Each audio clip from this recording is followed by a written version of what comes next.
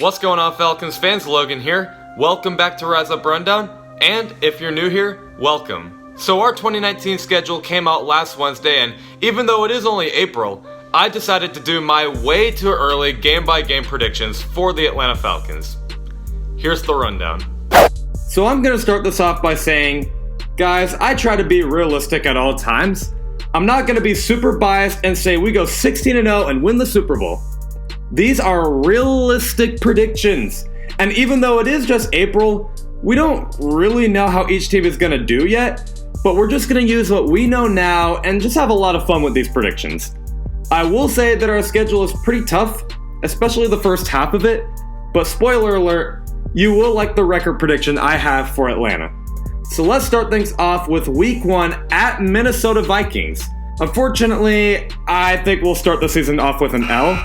We're going to be coming off a road game against the Redskins or the Jets. I can't really remember. And I don't really care about the Week 4 preseason game because none of the starters are going to play. But even still, 2 road games in a row is what concerns me here.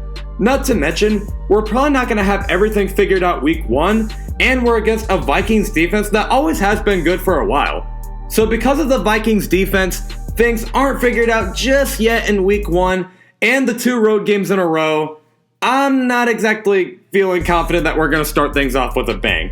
I think we take the L here. Week 2 versus the Philadelphia Eagles on a Sunday night football matchup, we're going to absolutely kill it here. This is our revenge game after what happened last year. Only this time, the Eagles are not home, and they won't be able to handle this crowd on a Sunday night football matchup. The crowd is fired up to watch the first home Falcons game of the season, and the Falcons team itself is absolutely pumped up to be back in Atlanta. We're going to have all the momentum in the world, and the Eagles will not be able to contain it. And also, the Falcons are pretty good when it comes to primetime games in Atlanta. Like last year, we beat the Giants Monday night. 2017, we beat the Packers and Saints. And then even in 2015, we beat the Eagles on a Monday night matchup. I think the same result of the whole Falcons beating the Eagles is going to happen here. Week 3 at the Indianapolis Colts. I'm not going to lie, guys. I would be surprised if we won this game. Dare I say it, but the Colts are a pretty damn good football team.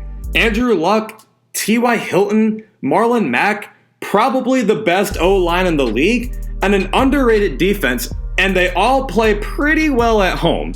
We still won't have things figured out. We take the L here. Week 4 versus the Tennessee Titans. Titans are a weird team. Last year, 1 week they beat the Eagles, then lose to the Bills, then beat the Patriots, and then get demolished by the Colts. So I really don't know what to make of this team, but I'll say that we win this game. We're back home. The Titans have a terrible coaching staff, and they honestly are not that good of a roster.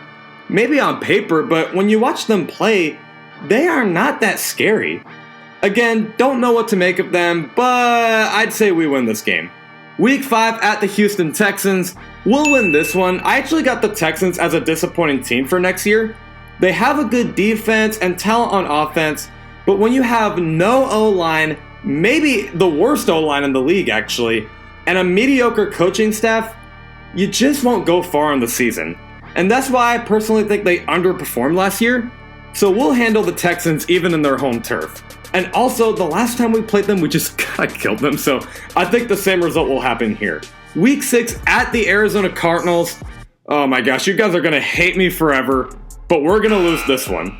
I got the Cardinals as a surprise team for next year. They have a new face at head coach who is killing it this offseason and will probably kill it in the draft and will probably kill it in the regular season.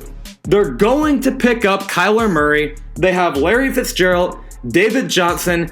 They need a better O-line, but they're probably going to fix that with the million draft picks they have this coming draft. And I also, dare I say it, but they might have a top 5 defense. Think about it. Patrick Peterson, Chandler Jones, Terrell Suggs, Jordan Hicks. That's a pretty good team. And not to mention, this game will be played in Arizona, and that's a pretty long flight for us. And it's another time, I guess, of 2 road games in a row, like at Houston and now at Arizona. I'm not super confident in this one. I think we're going to take the L, but you might be surprised on this next pick. Week 7 versus the Los Angeles Rams, we're going to win it. So I get it. You guys are like, okay, wait, so we're going to win to the Super Bowl runner-up but lose to the Cardinals. I get it, but I'm not here to say that the Rams will disappoint. Like, they'll probably win like first or second seed again, but first off, it's LA to Atlanta. Yeah, that's not something they really want to see on their schedule. Second, we've had the Rams number for a while now. Like, I think they beat them back in 2013, and then we beat the Rams in LA in 2016, and we beat the Rams the year after in LA on a playoff wildcard matchup. Plus, this part is really mean, and I don't think it'll ever play a factor, but maybe if the Rams come back to Atlanta, it'll bring back bad memories about the Super Bowl. That's definitely not going to play a factor, but it could. Week 8 versus the Seattle Seahawks. We'll win this one. I got the Seahawks as a disappointing team for next year. Yes, they got all the chemistry to win, but I'm telling you, you can't just have chemistry to win games. Take the Cowboys versus Seahawks, for example. Both teams have chemistry, but Dallas has a lot more talent. So with both chemistry and talent, of course you're going to win. I don't see the Seahawks having a good season with a lack of talent. And also, no surprise here, but the Seahawks stink on the road, especially on the East Coast.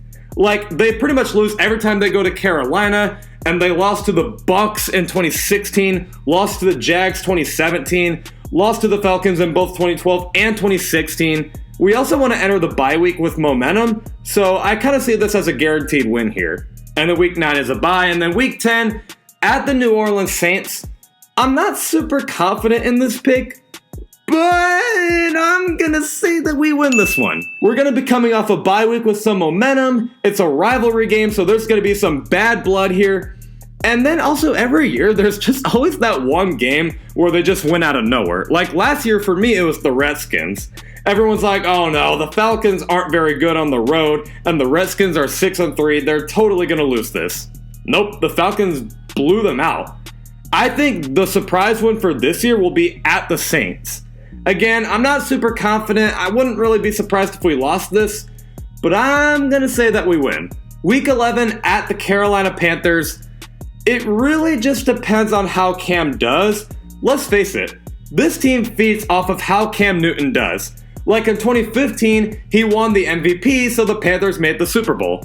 Then the year after that, Cam Newton was bad, so the whole team was bad. Then in 2017, Cam Newton wanted to go to the playoffs, so the team made the playoffs. And then last year in 2018, Cam Newton, when he was healthy, the team was 6-3. And then when he was injured, they finished 7-9. So if Cam Newton does bad this year, I'd say we go off and win this game. And heck, if this game was earlier in the season, I'd maybe go off and say we win. But Cam is back and ready to go. This is yet another week of 2 road games in a row, so I'm not confident we win this one. Week 12 versus the Tampa Bay Bucs. The Bucs, for some reason, always keep it close against us, but I mean, come on, it's the Bucs. We're going to win this one. And then week 13 versus the New Orleans Saints on a Thanksgiving night. Okay, the last game against the Saints, I said I wasn't too confident in my prediction. I have all the confidence in the world that we win this one, but we're not just going to win it. Guys, this is no stretch. I actually think this will happen. We're going to absolutely blow them out. This is a guaranteed win in my eyes. We're going to have a revenge game after not only what happened in the last Thanksgiving game against them when we got killed, but also when they just totally swept us from last year. We have this crowd in Atlanta roar on a Thanksgiving night in a new stadium. The team is fired up to play an intense rivalry, and it's a Thursday night matchup, and the Saints are on the road. Come on now, we got this. Another thing is that we basically have the Saints number when we're playing in Atlanta. 2014 we beat them, 2016 we beat them, 2017 we beat them. And then last year, if the Saints did not receive an overtime and take advantage of an injured defense, they would not have won that game. If either we had a healthy defense or if the Falcons received the ball, we probably would have won that game. I just don't see how this won't be a win. This is the most guaranteed win of the whole 2019 schedule. Like, if you're looking for a game to watch, I would go see this one because I just don't see how this would be a loss. Week 14 versus the Carolina Panthers. Carolina Panthers. You see, I hate the Saints, but man, my rivalry against the Panthers are pretty big too. You see, I didn't start watching Falcons football till 2015, and my rivalry with the Panthers started that same year. They kept on winning games, right? And I'm like, oh my gosh, when are the Panthers gonna lose a game? And the first ever Falcons game I go to, of course, is the one and only Falcons beat the 14-0 Panthers. That was the game I watched. Oh yeah, and then the year after that, Julio Jones goes off for 300 yards. 2017, we beat them to get a playoff berth. And then last year, this happened. And Barner with a good return and gets smacked down by Bajer. And since 2015, we are 6-2 against the Panthers, and we're undefeated at home. And I don't think anything is going to change here. I think we have all the momentum coming off a home Thursday night victory, and we're also pushing for a division crown. We take this one. Week 15 at the San Francisco 49ers. Not super confident in this one, even though I basically said that I'm not that high on winning most of our road games this year. I think we can maybe win this one. We aren't that bad playing teams on the West Coast. Like, we beat the Raiders in 2016, Seahawks 2017, and Rams in the 2017 playoffs, so we can probably pull out a win here. We're also desperately trying to win games to get that division crown, and last but not least, in my opinion, the 49ers are not that good of a team. They got Kyle Shanahan and Jimmy Garoppolo, but that is really about it. Richard Sherman is so out of his prime. Reuben Foster just gets arrested. They're going to get Nick Bosa, but he's a rookie, so we don't really know how he's going to do. You got no receivers, and Jerick McKinnon is not even that good of a running back. So, I mean, the Niners are probably going to be fine, but I just don't think they're that good. And I think with the Falcons trying to get into the playoffs, they're probably going to win this one. Week 16 versus the Jacksonville Jaguars. So every year, there's always that one game where you're like, okay, we should not have lost that. This is the one. I think we lose here. The Jags have a good defense, and Nick Foles is going to do his thing where he just kind of pulls off a late season playoff push. He does this every time, and it's always against good teams like us. It's just what's going to happen. Now, the only thing that stops me from thinking this could happen is because, to be fair, Nick Foles did have a lot of talent to work with in Philadelphia, like Nelson Aguilar and Alshon Jeffrey, a great O-line, and maybe Jay Ajayi. But in Jacksonville, besides Leonard Fournette, who in the world do you have to work with on offense?